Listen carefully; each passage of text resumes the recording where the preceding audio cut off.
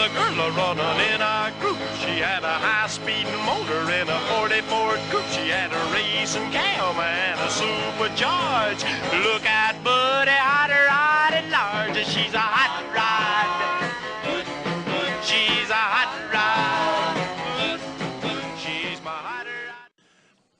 Dodge, Chrysler, 8,000. 8,000 are being recalled for a software glitch that causes the dashboard warning lights to not activate when a problem exists.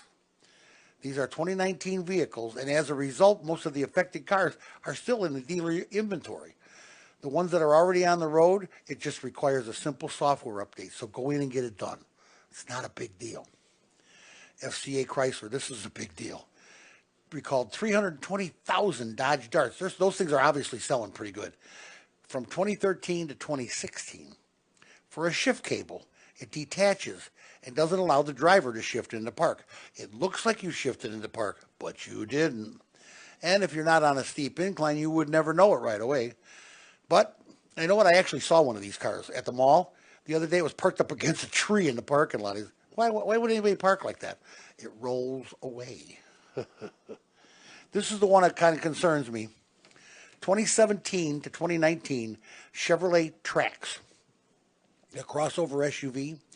They have a suspension problem, a dangerous suspension problem.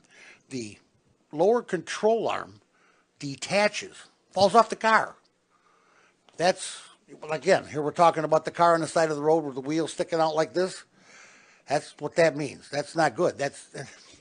And that's a car that a lot of people bought for their kids as a starter car. They're pretty reasonable. You can buy that car and send them off to college and not have to worry about them because it's got a warranty. But of course, now you got to worry about them because they're recalled for suspension problems. Not my cup of tea. 94,000 Hondas and Acuras again. Timing belt. These are 2018 and 2019. These are brand new cars. They have a defective timing belt. These are Acuras and Hondas. 94,000 of them, 2018 and 19. And guess what? The deal is, when the timing belt goes, so goes the motor. So get in and get that fixed. Or, well, you know what? Blow their motor up. Tell me you want a new motor, too. Geez, something else, these cars. Toyota Yaris hatchback. The Sienna minivan also are being recalled over airbags that may not work. 2015 and 2017, and we're still tinkering with stupid airbags. These they don't deploy. They're side curtain airbags that don't deploy. Another Honda Odyssey. Honda Odyssey, 51,000, 2018 and 19. 51,000 Odyssey vans roll away. They have a roll away risk. Easy for me to say, I think, from a loose battery terminal. Check this out. Transmissions are all electronic now, okay? Or it could be a crappy battery, too. I mean, it doesn't have to be a loose battery cable. But they're fairly new, but I suppose they could put crummy batteries in. Yes, batteries. They cause the electrical transmission control module to lose contact or lose power and reboot. And it forgets that it's in park. You don't want your car to forget it's in park. You'd like your car to remember that it's in park, okay? That's just a real good idea. Honda again, and this is sad.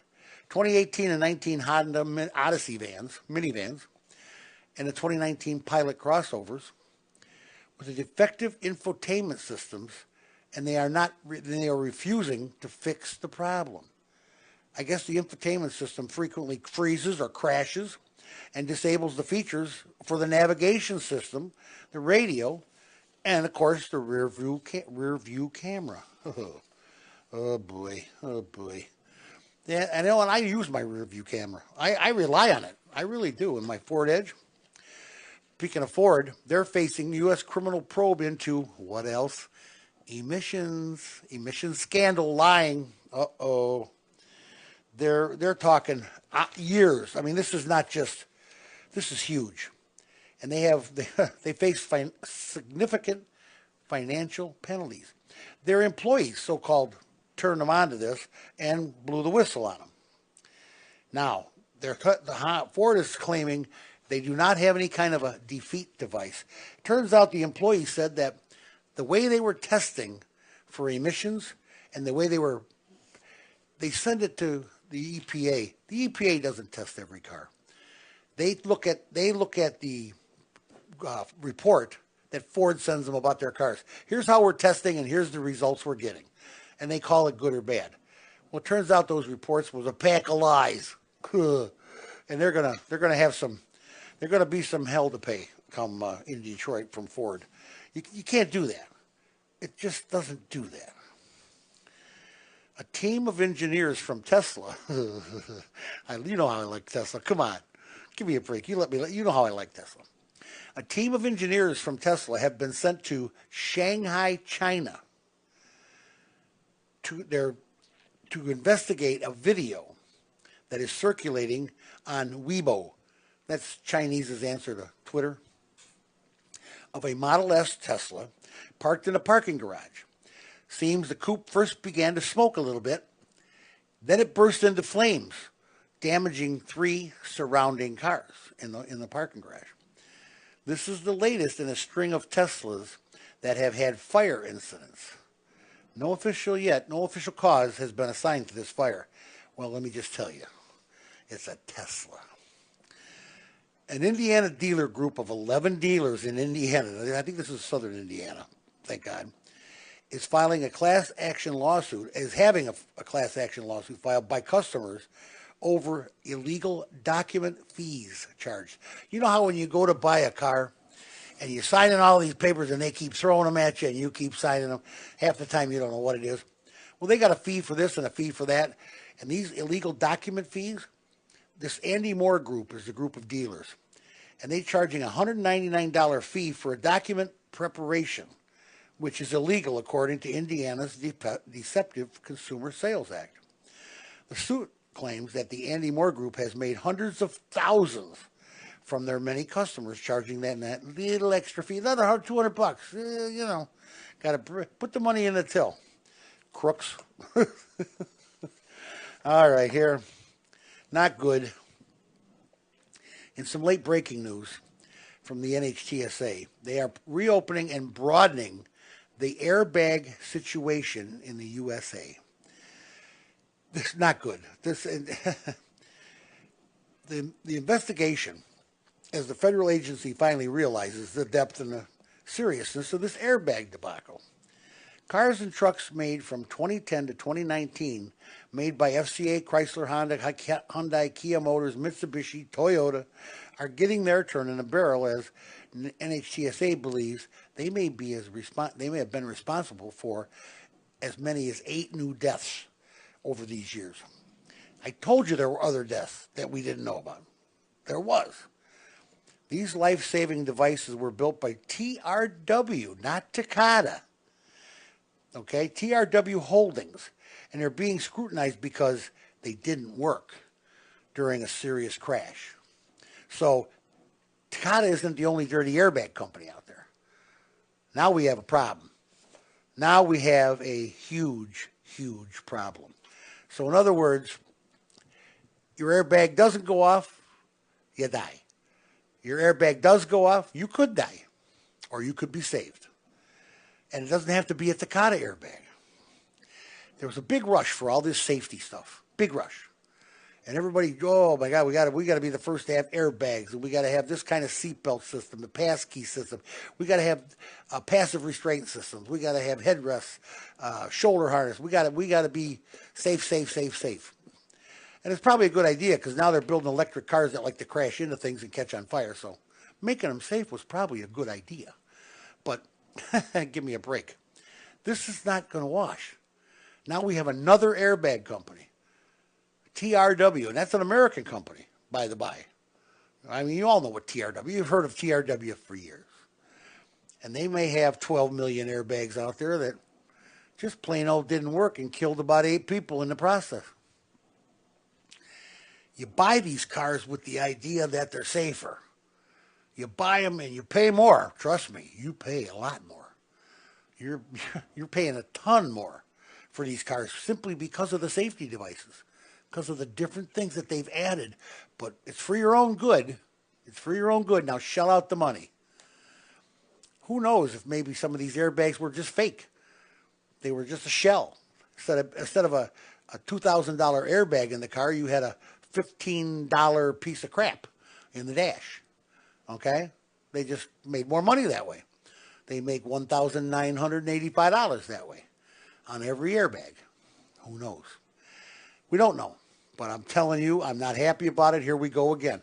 And now we're looking at TRW. And TRW was one of the companies that was talking about buying Takata when they got caught being bad guys. Okay? Well, now TRW's the bad guy. And who's next? Who's next? Keep it up, NHTSA. Investigate them to death. We're talking cars. We're talking all kinds of stuff. We had a bunch of recalls. We had a lot of stuff. 928 car guys, by the way, if you want to call me. There's some different things going on. There's all kinds of risks and fires. And please pay attention. And by golly, if you think you got a recall problem, go to the NHTSA website. They got a place where you can put your VIN number in. It'll pop right up. You call me, my computer at my service at my shop, I can get a recall notification for you on anything. Okay? And, well, not so much the Europeans because my software isn't set up for that, but I'm sure I can get it. A lot of things going on in the car business today. Oh, boy, what a good time. By the way, this whole thing with the flooding that's going on out there, and we're going to get more rain tomorrow and the next day. If you see a puddle, don't even think it might be deep. Go around. If there's a chance that it might be deep, go around. A lot of the air intakes now are down low on the cars. You'll suck water into that engine and boom, done. Whatever you do, don't try and start it. Don't try and crank it. It's just going to bend something or lock up.